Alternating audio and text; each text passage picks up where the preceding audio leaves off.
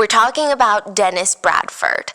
Dennis Bradford had been keeping a secret for the past 20 years. That's a very long time. Like, not a single person knew his deep, dark secret that he has been just holding inside of him. He made sure that nobody knew, nobody found out. His life depended on it. His ex-wife, his current wife, his children, his legally adopted children, none of them knew what he did 20 years ago. The only person that knew his secret, they died with the secret 20 years ago. And that was his only comfort. That was the only reason he could sleep at night. That was the only thing that kept him going. But almost 20 years to the day that he had his big secret, he was pulled over for this routine stop. And somehow Dennis found himself in this interrogation room for a routine traffic stop. So things are going down. He's being asked about that dark day from 20 years ago and what happened. And, he's being asked all these things that make him feel like someone out there knows his secret. I mean, it doesn't make sense. Why would they suddenly ask him these questions about a day from 20 years ago? Maybe the detectives read his mind because they looked at him and they let him know. Hey, 20 years ago? That little 8-year-old girl that you left in a field completely naked? The one that you tortured and then slit her throat from ear to ear? That girl? The only one that knows what you did? Well, she's alive. And she's been hunting you down every single day for the past 20 years. She was the one that caught him. This was his reaction. If you were to see her, I think you would be extremely proud of her. I really do. Oh, thank you. She's alive. Yes, she's alive. She's alive. She's alive. Let me tell you, she is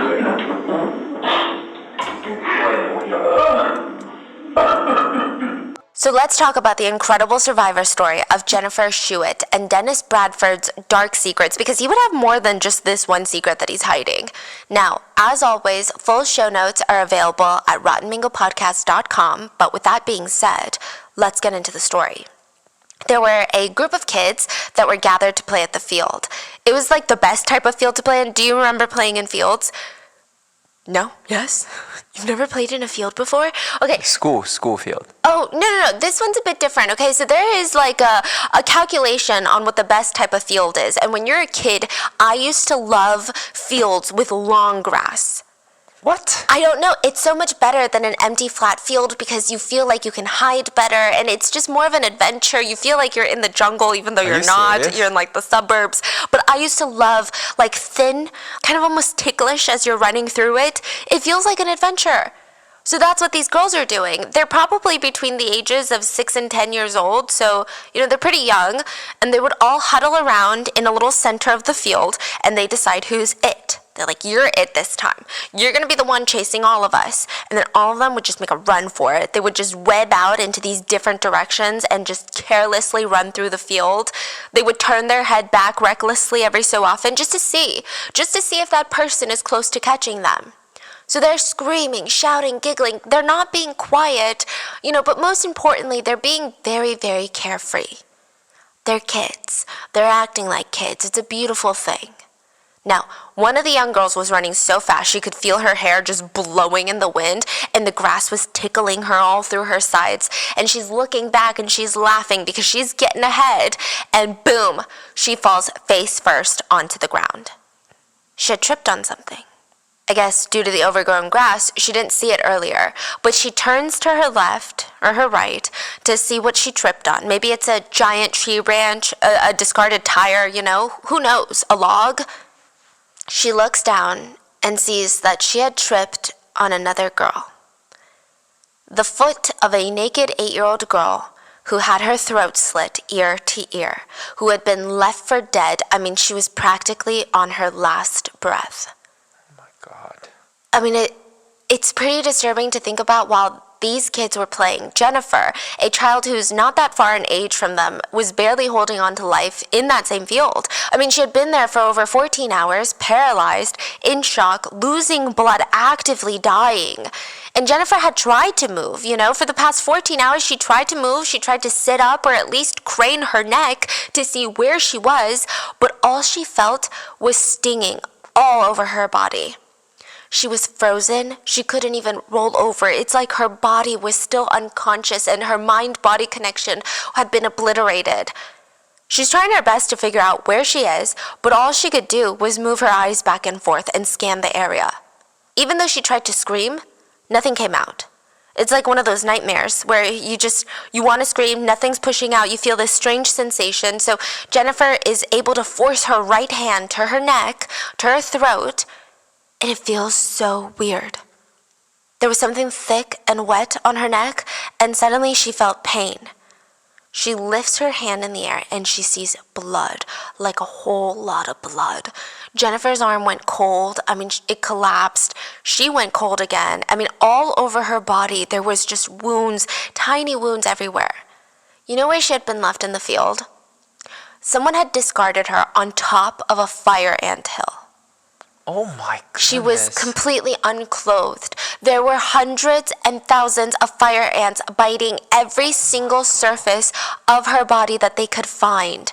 Jennifer had been tortured, assaulted, her throat had been slit, and left for dead on a fire ant hill. So Jennifer gets rushed to the hospital where police officers, doctors, nurses, her mother, everyone is telling her she's safe now, everything's gonna be okay now. And it wouldn't be for a while that they discovered that whoever did this, the monster that did this to her, was also a patient in that same hospital, the same time that she was there. Oh yeah, it gets really crazy. So let's start from the beginning.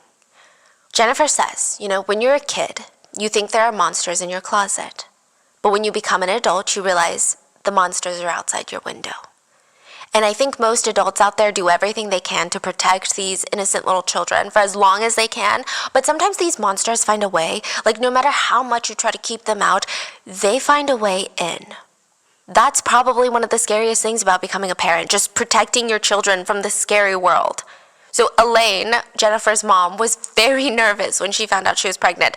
It would just be her. She was going to be a single mom. It's a total mix of emotions. She's frightened, hesitant, excited, but also very, very lost.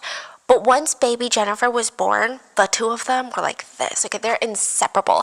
I know it sounds like a cliche, okay? I know it sounds like one of those, she lit up the rooms. But I'm telling you, the two of them had this incredible bond. Think Gilmore Girls. It's just the two of them in this scary world. They only have each other. Most people said they were more like best friends than they were mom and daughter. They kind of had this perfect life going for them. They rented this ground floor apartment in a nice area in Texas, Dickinson, and it's a small town. It's basically known for faith family football, one of those towns. And at this point in time, Jennifer was on summer break. She just finished second grade, and even though she's excited that she's on break, she's also very excited to go back to the third grade. Jennifer said that she loved life, she loved school, she loved all of her school friends, she loved learning. This was the best time in her life. She was so carefree. She loved hanging out with all of her friends, but more importantly, she liked hanging out with her mom. So naturally, Jennifer liked to sleep in her mom's room, and she's 8, okay? She's got her own room, and her room is great. It's decorated all cute, but she just really likes sleeping with her mom, I think. When you're a kid, there is no other comfortable feeling than sleeping with your parents in the same bed as them. I feel like I don't remember a single time that I felt more at peace than at those ages, when you're just sleeping with your parents because you can just turn your brain off. It's just the ultimate comfort. So one summer evening, August 10th, 1990, Jennifer and her mom are settled in her mom's bed. Elaine had work the next day, because, there's no summer break when you're an adult and you get a job. Shocking. So she tells Jennifer, we gotta sleep early. I gotta wake up early for work, and then we've got some childcare coming for you, but it's a whole thing. So they tell each other good night, turn off the light, and both of them start drifting off. And then boom, Elaine jerks awake, and another boom.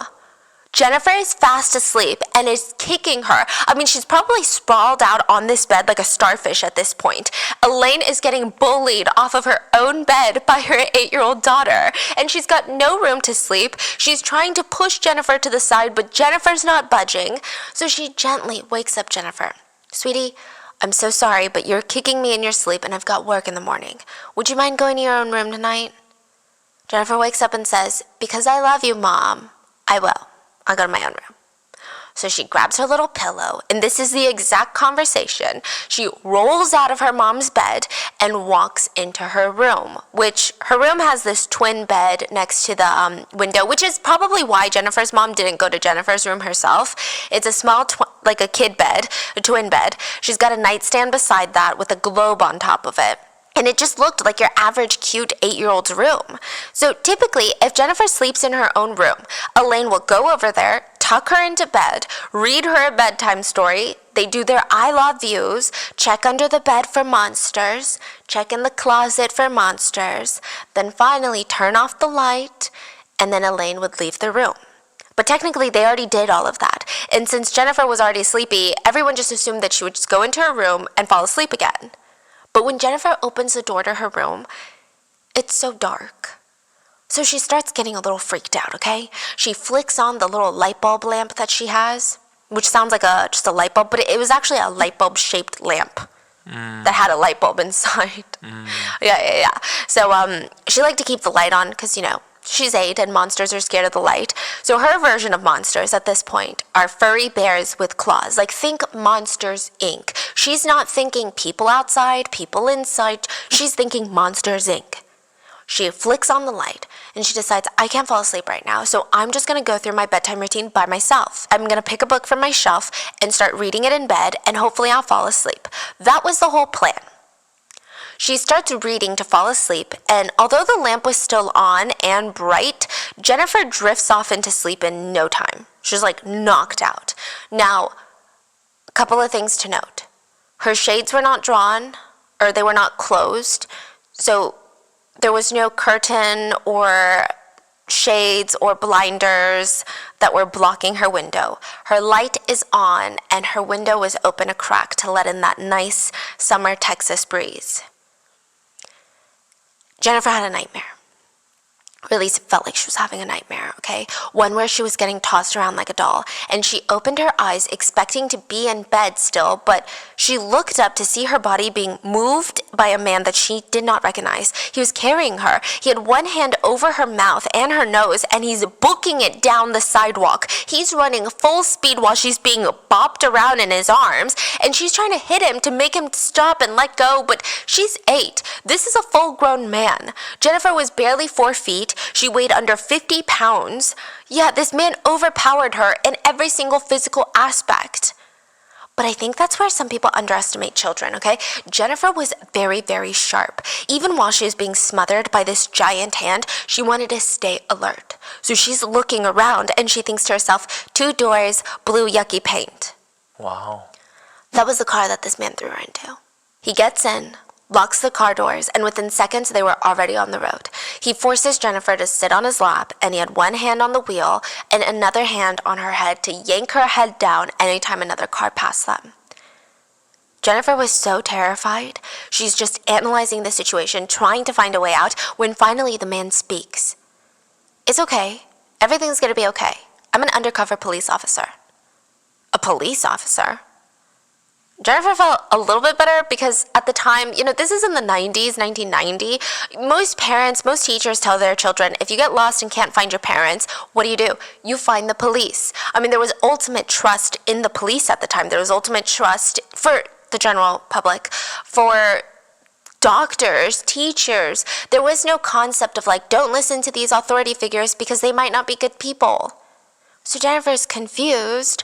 I mean, what is going on? I'm supposed to trust this guy. I want to believe him, but there is just something so off about him. He doesn't feel like a police officer. So she tells him, well, can I see your gun and badge then? I don't have my gun or badge with me right now. What? Jennifer was confused, but she looks up, and right at that moment, she sees that they're driving past her grandparents' house. So Elaine's parents' house, they live nearby. And she's eagerly telling him, oh, that's my grandparents, like, you should drop me off here. You need to drop me off because they can help me. If you're a police officer and you took me because I'm in danger, you need to drop me off with my grandparents. He didn't stop driving. And Jennifer realized if he was a police officer, surely he would have taken her to a trusted family member's house, right? This is the moment that Jennifer started to believe that she was being kidnapped. But she didn't just panic, she was quick on her feet. She remembered looking at him and repeating in her head, glasses, mustache, yucky hair, scar on face. Suddenly, the car stops moving, and Jennifer pops her head up, and she sees that the stranger pulled into the parking lot of her elementary school. Did he know it was her school? Did he pull into the lot by chance? I don't know, but he tells her, and it's very strange. He tells her, look out the window at the moon. When the moon changes colors, your mom will meet us here to pick you up. Mind you, Jennifer has never seen the colors of the moon change before, so what is he even saying? She tries to stay hopeful, though, and she stares out the window, just waiting for the headlights to approach. But they never approach. I mean, it felt like an eternity that she's waiting for her mom. Later, it's suspected that he was using this time to psych himself up for what he was about to do next. He kept offering her to eat some candy, but Jennifer knew better. She's like, no way, absolutely not. A stranger giving me candy? Nope. And she starts trying to think of a way out, because it was clear to her that there's no headlights coming, her mom's not coming, this man's not a police officer, and even if he was, that would have been scarier. She realized she was in extreme, serious danger. He starts driving the car again, and he goes down this gravel road while he tells her, well, your mom's not coming. Jennifer's trying to self-soothe because while this is happening, she has no idea what's going on. She doesn't even know what this man would want with an 8-year-old little girl. She tries not to panic, and she makes it her mission to just remember everything. She remembers seeing cigarettes, Marlboros, the red and gold ones, empty beer cans, bottles. She remembers all of this. And then finally, the car turns off, and the man pulls her out into this overgrown field with tall grass. He lunges for her throat and holds a knife up to it. Am I scaring you, little girl? Am I scaring you? She said he dropped the knife and started choking her over and over and over again. She was completely blacked out, and when she came to, he would choke her again, and she would black out, and it felt like he was trying to kill her. It didn't even feel like he was just trying to strangle her, but he was full on trying to snap her neck. That's how she felt. She lost consciousness again, and during these times we later find out that she was brutally assaulted. And the next thing that she felt was her body being dragged through the field by her ankles. She was barely able to stay awake at this point, let alone even fight back or even move or talk. She felt him drop her legs and walk off. He had already slit her throat at this point. His car door slammed and he drove off, just leaving her in the field for dead. Any time that she woke up and tried to figure out what the hell was going on, she would fade out into unconsciousness again. She said, I would come in and out of consciousness, and every time I would come to, I would just be in disbelief that I hadn't died yet.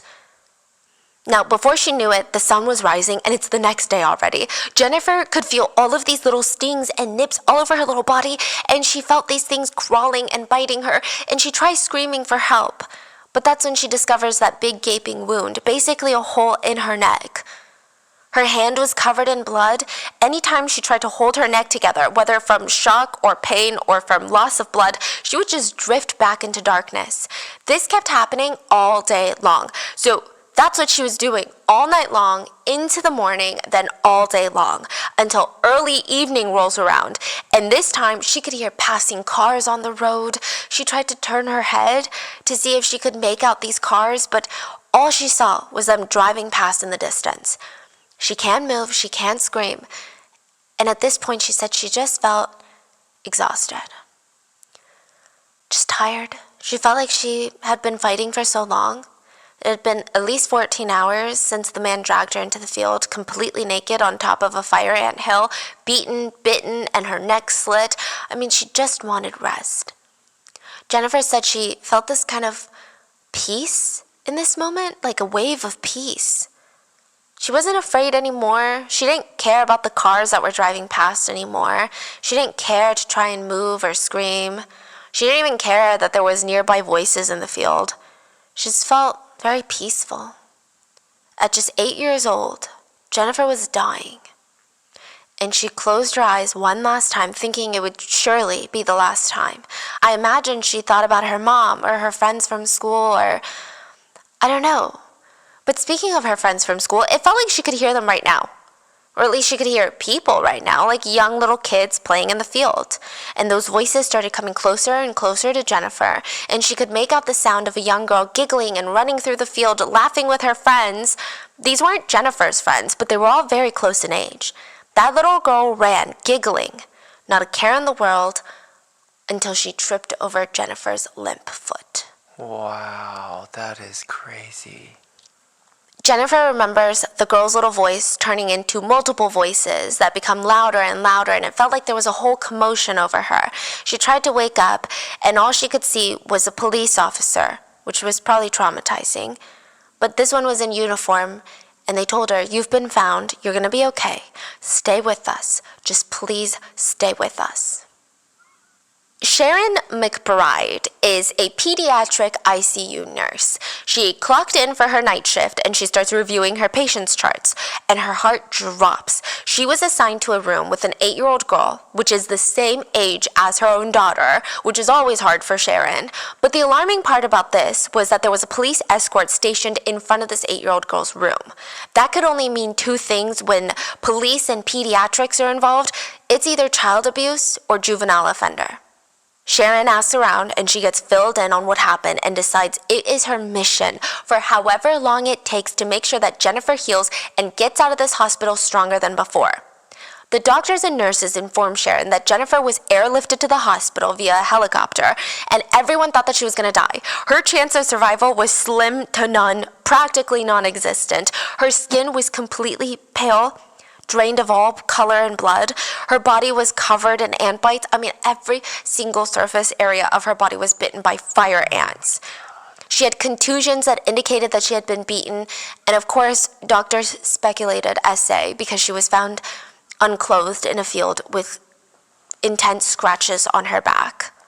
Jennifer was in and out of consciousness, and the only part of her body that she could control at the time were her eyes. She couldn't move, she couldn't speak, she has these piercing blue eyes that are beautiful, and she's staring at the doctors. She's so scared. I mean, the whites of her eyes were bloodshot to the point of being a thick, opaque color. So think just red and blue in her eye. And this is so heart-wrenching. But the doctors noticed that anytime a male doctor or a male nurse or any male staffer would come anywhere near, her eyes would widen and panic, reaffirming their belief that something horrendous had happened before she was left for dead. Her mom wasn't allowed in the room because they're performing life-saving treatments and they can't risk a parent intervening, so they need to focus all their attention on saving Jennifer. The hospital decides female doctors and nurses would be taking the lead when Jennifer is conscious, and they would be reassuring her that she was safe and nobody was going to hurt her. She's rushed into the OR, and Jennifer was put to sleep once more, and they called this ENT specialist. So ENT, eyes, nose, throat, right? Or ears, nose, throat. And because Jennifer's trachea had been slashed in half. That's why she couldn't scream. I mean, it was a genuine miracle that this laceration on her neck missed all of the major blood vessels. If the knife had gone any deeper or had cut any wider, it would have resulted in practically instant death in that field, because all the vital blood vessels in that neck, she would have bled out instantly. Wow. So, yeah, the doctors work to ensure her airway is intact and that the bleeding has stopped. But it's not a day to celebrate. Like, it's not a good day. Every single medical professional in that OR knew that Jennifer would never be able to speak again. The trauma to her throat was so extensive, it slashed her voice box. Her vocal cords were slashed in half. There was just no way. So being caught up to speed, Sharon was adamant that she was going to do whatever it takes to make sure that Jennifer feels safe. Nurse Sharon. She's not going to allow anyone to re-traumatize this young girl. Sharon would slip into the room and watch Jennifer even when she slept. And she just could feel all these tears threatening to come out, because all she can think about is her daughter at home. Like, who is doing this to someone this young? Sharon was a seasoned nurse, though. Whenever she was scared or emotional, she never let it show. She said standing there looking at Jennifer, the fact that this little 8-year-old girl had suffered something like this, horrendous trauma, my heart aches for her. what on earth was her life going to be like now? How was this going to affect the rest of her life? So no matter what Jennifer was doing, Sharon was always in her room. Even if she was sleeping, even if she was eating, Sharon literally never left her side. Jennifer's mom was also allowed to be there now, and she was beside herself with grief and anger. She had woken up the next morning to get ready for work. She slowly opened Jennifer's door, expecting her to still be fast asleep. But instead, her bed was empty, Jennifer was nowhere to be seen, and the window was wide open. She called 911, and she had not stopped searching for Jennifer until she got the call that she was in the hospital. And now, just like Nurse Sharon, she's not going to leave Jennifer's side. Sharon quickly becomes one of the first few people that Jennifer trusted. So Jennifer later said that she was very difficult to deal with in the hospital. She said, I had a lot of male doctors. I was scared of men now. And side note, the man who assaulted her told her he was a police officer, and she said, I learned in school that police were good. The man that hurt me said he was a police officer, and he hurt me really, really bad. So in my eyes, who's to say that these doctors can be trusted? At that point, everyone was a suspect in my book. At one point, she even kicked one of the male doctors in the stomachs to get him away from her. And she was just in this constant state of fear and panic in the hospital, which is not good for your recovery. Now, just to clarify in case I forgot to mention, Jennifer was able to move now after her operation. She was actually never paralyzed in a sense. It was just fear, pain, and trauma that prevented her from moving because her body went into ultimate survival mode. So she's kicking these male doctors, which a lot of them were not offended. They just felt like it was good. It's improvement in her situation. It's her recovering. She's got strength. She's a fighter. Even just looking into the mirror, though, was traumatic for Jennifer. One of her uncles brought her this Tinkerbell makeup set as a gift while she was in the hospital, and that's how she saw herself for the first time. She saw blood vessels were bursting in the whites of her eyes, and she just said she felt so, so ugly. That little girl that she saw in the mirror, she's like, I don't know who that girl is. That's not me. It must have been so alienating and disorienting for her. Her reflection was a literal stranger.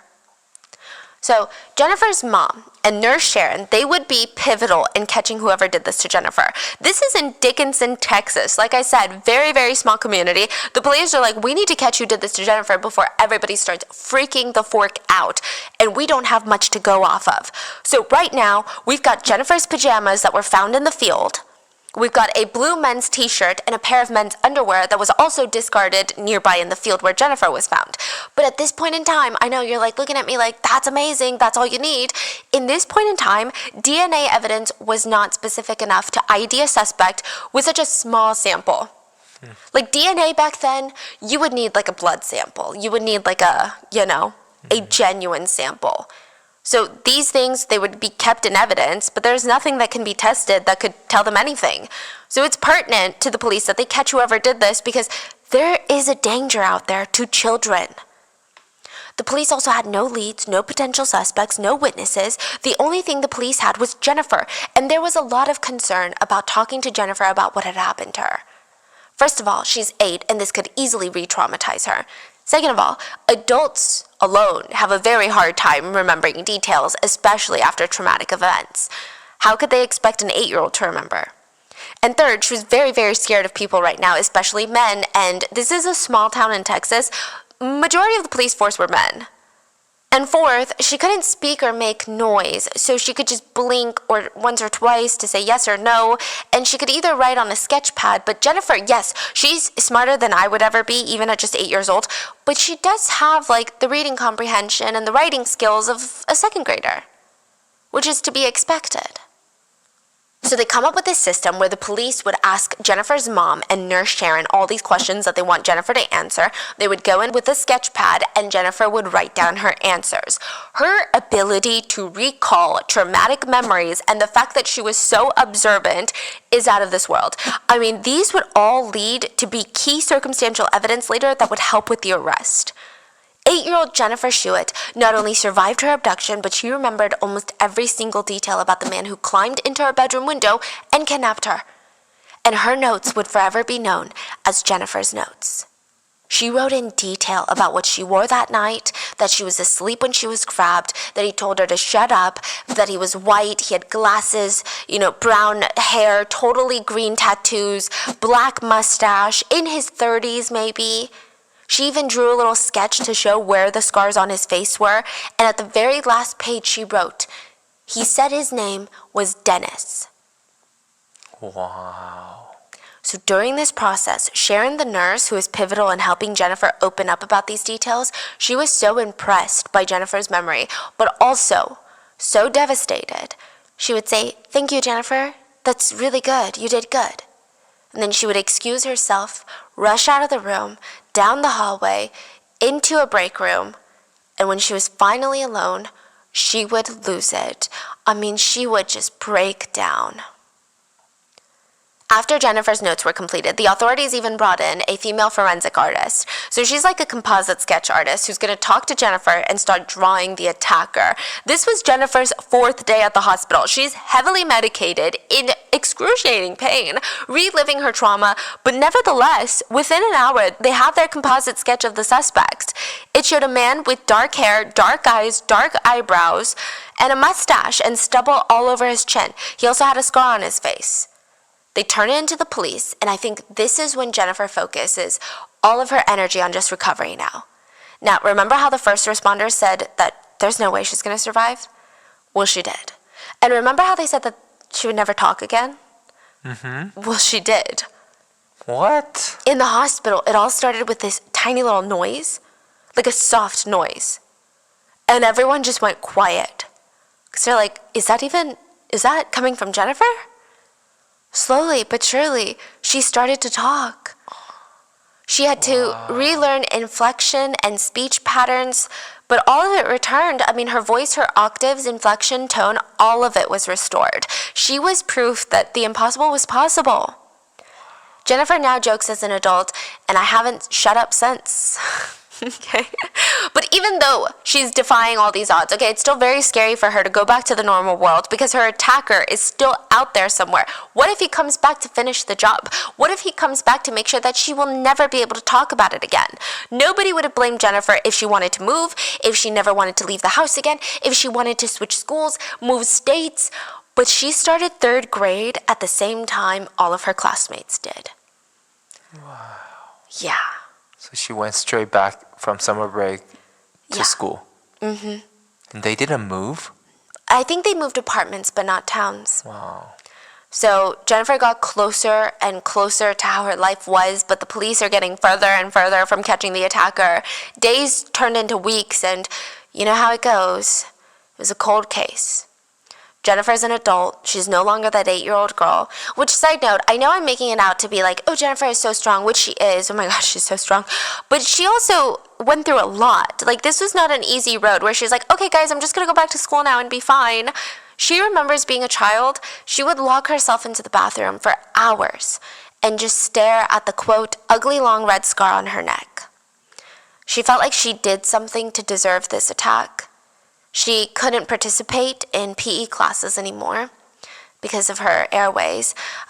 So she would have to go to the nurse's office, and she would sit there while the rest of her friends played. She was scared of parking lots, of windows, of going to sleep, of the dark. She had anxiety, panic attacks, PTSD. Most nights, she would just sit up for hours at night just trying to calm herself to sleep. This is what an 8-year-old is going through while the case goes cold. The only news that she would hear periodically was that her case was being reassigned to a different officer. This is very bureaucratic. It's like a new officer comes in and they're like, oh, well, you get this case, and nothing really happens. And it's a pretty shitty and scary feeling knowing that the person who did this is still out there.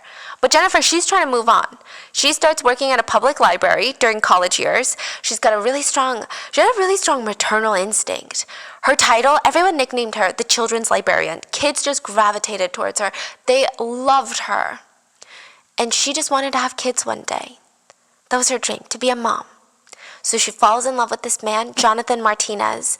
The two of them get married, and Jonathan was like the man of her dreams, the one that she wanted to have children with and start a family with. He was like the biggest cheerleader. He knew everything that she went through to be who she is now. She had to learn to be less afraid of the dark, to sleep alone again.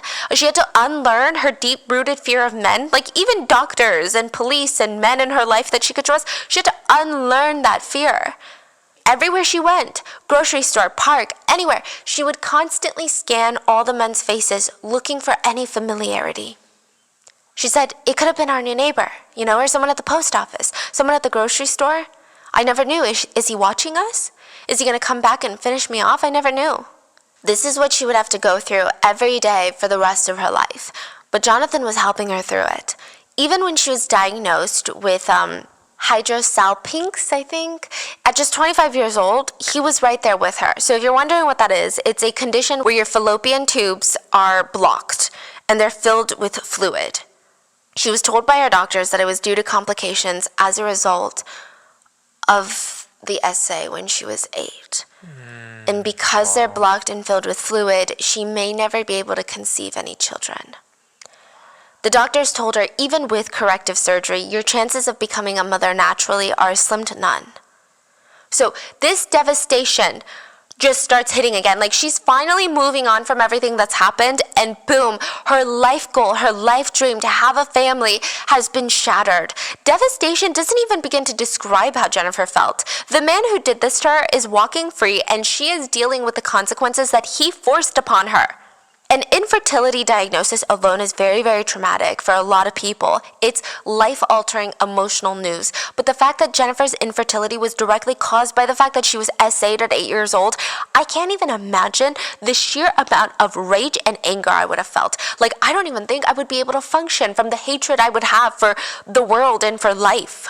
So while she's in the thick of these emotions from this diagnosis, she gets a phone call from a man named Tim Cromie. Tim Cromie was the new detective that was in charge of her case. It had been 18 years since her attack. 18 years. I mean, she's all grown up now, and here was another officer taking a look at her case. There had been so many before him that took a look at her case, and what? Nothing happened. I mean, it was more painful to even convince herself that this one's gonna be different. But there was something about Detective Cromie. He called Jennifer personally to let her know that he was taking over and he wanted to meet with her in person. It was the first time she was requested to talk to a police officer about her case. They met for the first time at the police station, and honestly, Jennifer was frustrated, she was upset, and she let it out. She thought to herself, here we are 18 years later, like, what is this guy gonna do? She met with him, and she just starts bawling. She's breaking down, and she's saying, it's not even about me anymore, okay? It's not even about what happened to me, because what's happened has happened, but that man could still be out there hurting kids. Like, you don't even know how many kids he could have hurt since he hurt me. It's been 18 years. I mean, it's likely I'm not the last or the only one. Detective Cromie sat and listened, and when he finally spoke, he said, Jennifer, I will do whatever I can in my power till the end of my career to get you the answers that you need for this case. Jennifer said, that simple sentence changed my life. For the first time since what happened, Jennifer had hoped that she might get justice. She told Detective Cromie, I want a trial. I want to help and I want a trial. I want to face this guy in court. She said, I want to be able to face the person that wanted to silence me and show them that I came out victorious. So she puts her trust in Detective Cromie, and he did not take that lightly, okay? He felt like he owed her answers. Now, it's 2009, 19 years since the attack, which in police investigations, we know that time is the enemy. Like, they barely have anything to go off of. Detective Cromie reaches out to the FBI to help with the investigation, and in 2009, this was the year for a lot of new tech. DNA testing had grown significantly. So the police sent the clothes off to Quantico for them to be tested for any sort of DNA that they could find. Now, side note, the police knew that there would be a long line for DNA testing done at Quantico. And their crime took place 19 years ago, so this case is not going to be a priority. But they had no idea how long it was going to take, truly. So DNA testing, it's a very lengthy process. It's not like this easy, I just put it in a machine and a computer screen pops up and it says, hey, we've got this DNA in our system. It takes a lot of people. The machines are not fast and quick, especially in 2009. To get results turned over is not easy. And not every police station or law enforcement agency has these machines, so most of them get sent to the FBI. So they've got every single DNA evidence from all these states coming in. They have to prioritize it. What's urgent? Who's in immediate danger? What needs to be solved today versus a case happened 19 years ago? It took a year. It took a year for them to get it back. Detective Cromie got a call at 2:30 in the morning. They had a match. Whoever did this was already in the system. So, who was it? A man named Dennis, remember that name? Oh my God, that's crazy. Dennis Earl Bradford.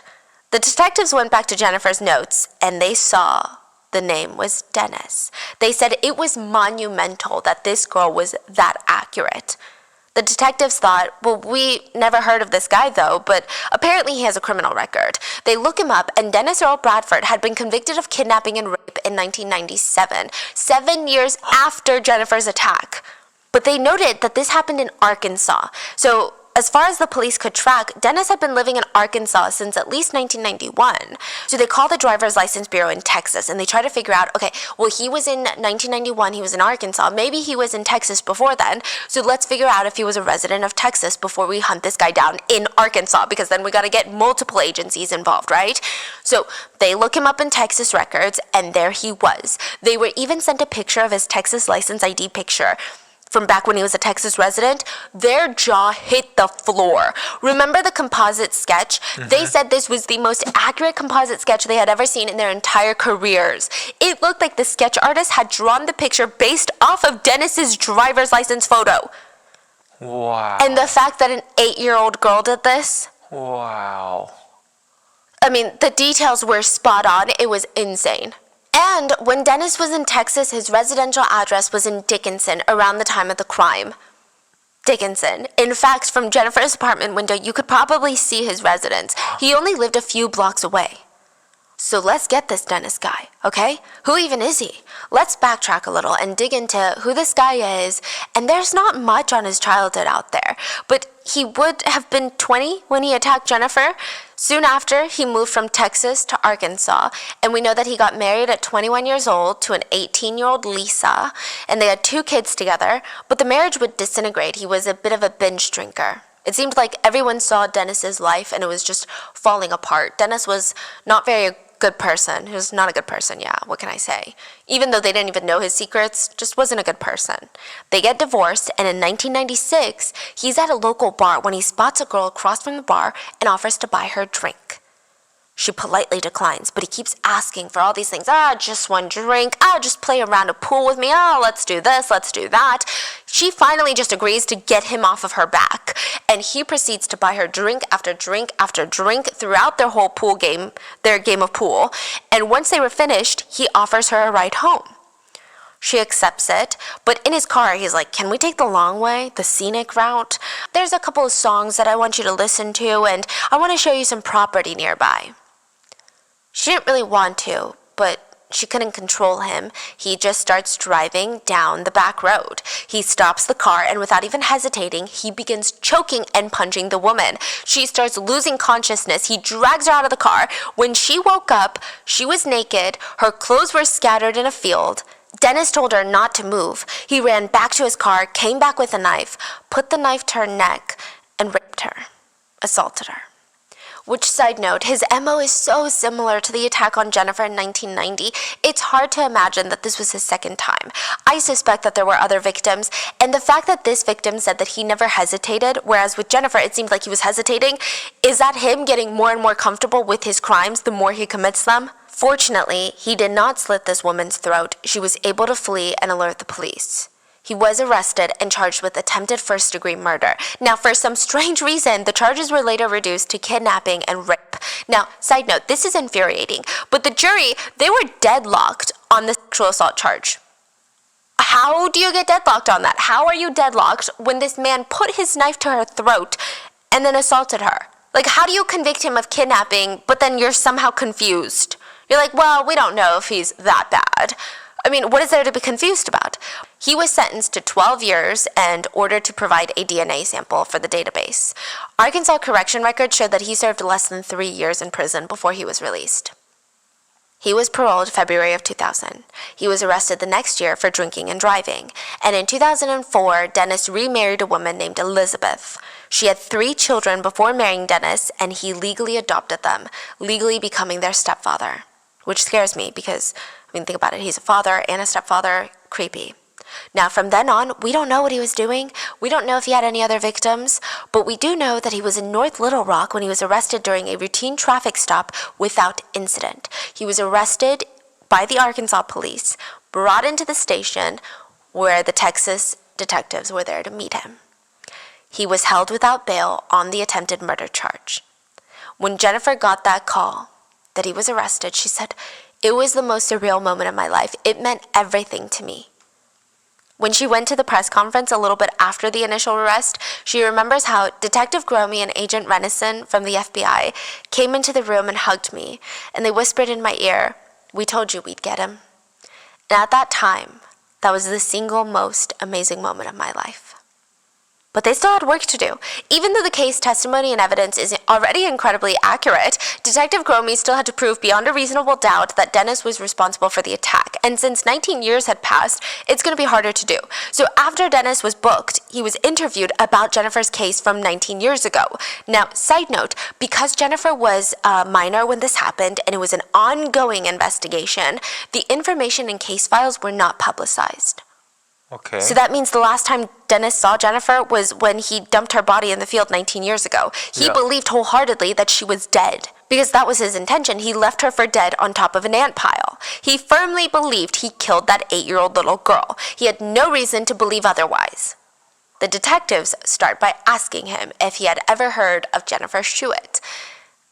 Yes. He stated that he remembered hearing in the community talking about, a girl that was left in the field, and he prayed for her. Did you ever have occasion to come in contact with her? Yes. Tell me about it. No. You don't want to talk about it? No. Is there a reason why? You did your homework. You're right, Dennis, we did do our homework. And if you're remorseful about this, people need to hear that. There's 2 sides to every story. Dennis starts to tear up before saying, "Not a single day goes by where I don't see that baby." There is no other side to the story. She was innocent, and I was a sick, deranged, beat-up little fucking punk. She wasn't anybody I met. I don't remember why I pulled up to those apartments. Huh. Well, I think if you were to see her, I think you would be extremely proud. I really do. Dennis breaks down sobbing and says, "She's alive? She's alive?" Yes, she's alive, and let me tell you something right now. She's with us. You ever heard the name Jennifer Schuett? Yes. Did you ever have occasion to come in contact with her? Yes. Tell me about that. No. My whole life for the past 20 years has been utterly and completely because of my mistake. If you were to see her, I think you would be extremely proud of her. I really do. Oh, thank God. She's alive. Yes, she's alive. She's alive. She's alive. Let me tell you, she is a incredible young. Well, you have no idea how hard I have prayed for that. I'm a firm believer of Christ, but I had no idea, because it wasn't but about 2 days later I ran, and I just took off. Dennis explains he was randomly driving around that night and pulled into a random lot, and he stated, "I walked over to the window. I remember it was open and I could see in it and the light was on. And I just want this to be over. And I'm sick and tired of looking over my shoulder and being afraid, so forgive me, Mom. I pulled that little girl out of that window and I put her in my car. She was freaking out and I told her, please don't worry, it's all right. I told that little girl that I was a police officer, that everything was going to be okay, and I pulled off into this little road, and that little girl, she was so scared. I just lost it. I was like a savaged animal. I couldn't force myself to say it, and I can't force myself to say it right now. This has been haunting you your whole life, Dennis. Let's hear it. I took that little girl out there, and I raped her, and I cut her throat, and I don't know why, and I've never known why. Many, many times, I've just wanted to end it, but I never had the guts. He told the police officer that he used a shotgun to try and end his own life shortly after what he did to Jennifer, but he decided not to. He did, however, blow a hole through his parents' roof, and he was brought into the hospital after his attempt. The same hospital that Jennifer was in. The same hospital Jennifer was recovering in. Jennifer had every right to be afraid of this guy because he was in the same hospital. But ultimately, Dennis confirms all the details that she remembered, and he confesses to it all. And Jennifer was so relieved. At the press conference, she declared, "I'm not a victim. I'm victorious." Jennifer had waited 19 years for this, and now she focused all of her attention on prepping for this trial. Dennis admits to the crime. He matched the description, he matched the DNA, and they were planning to go for a life sentence. She had routinely went to the field that she had been abandoned in, not constantly, but several times. She would visit so that she said, "I just really wanted to be able to remember all the details of the attack, so that one day, if I ever could, I could go to court and tell my story the way it was." Wow. Now, he was supposed to appear in front of the judge on August 10th. Jennifer had picked the date. Exactly 20 years of the day of the attack. She said it was a full circle moment. She stayed up countless nights prepping for her statement. She said writing it, erasing it, writing it, erasing it, just trying to perfect it. She had 19 years of things she wanted to say, but she wouldn't be able to do it. Or at least not the way she imagined. She gets a call from Detective Cromie, and her heart dropped. She already knew. Dennis had hanged himself in his jail cell after confessing. He made a noose from his bedding, and there was no signs of foul play. It was definitely suicide. So he died, 40 years old, May 10th, 2010. It's believed that Dennis was a serial predator to children and adults. He knew that his life was over the minute he was caught. More of his crimes would likely surface. He knew the things that other inmates would do to him if he spent the rest of his life in prison. So instead of taking these consequences, facing the consequences, he took the, quote, easy way out.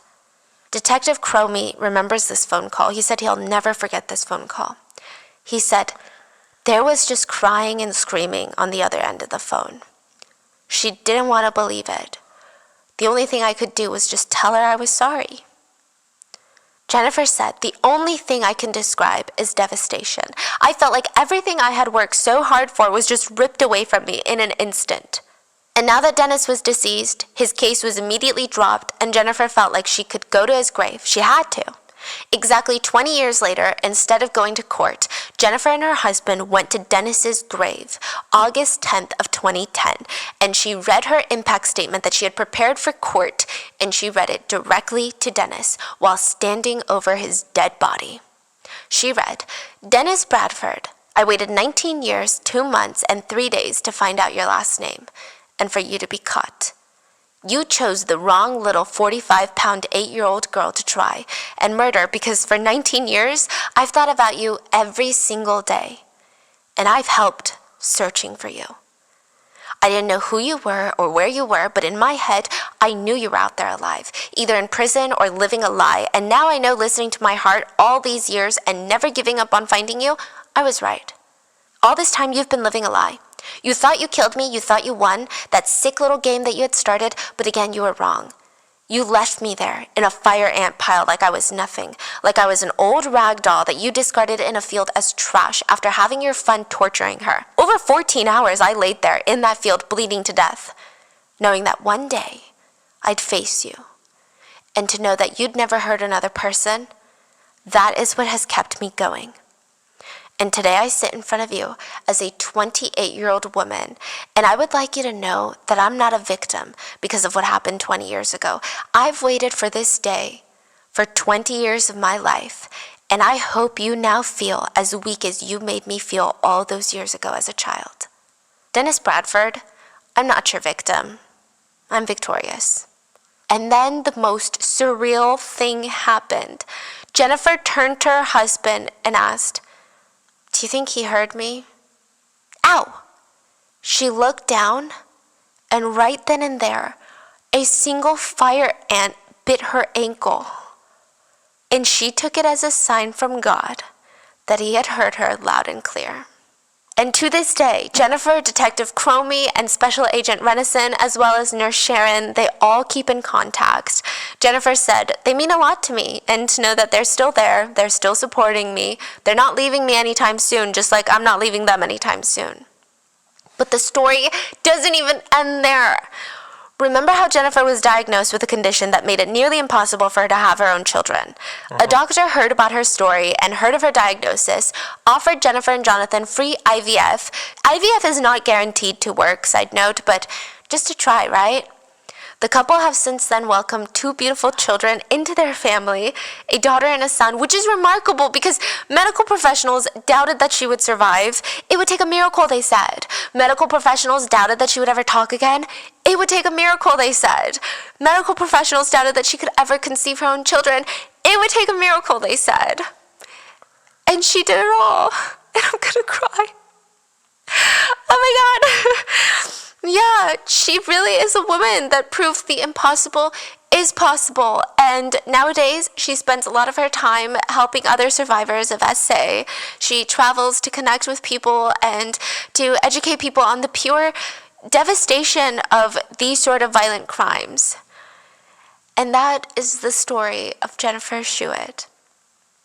What are your thoughts on this? I mean, it's devastating. It's so sad, but the fact that she's so strong and we can all smile at the end is something, right? But I hope you guys enjoyed today's episode, and I will see you guys on Wednesday for the main episode. Bye. Stay safe.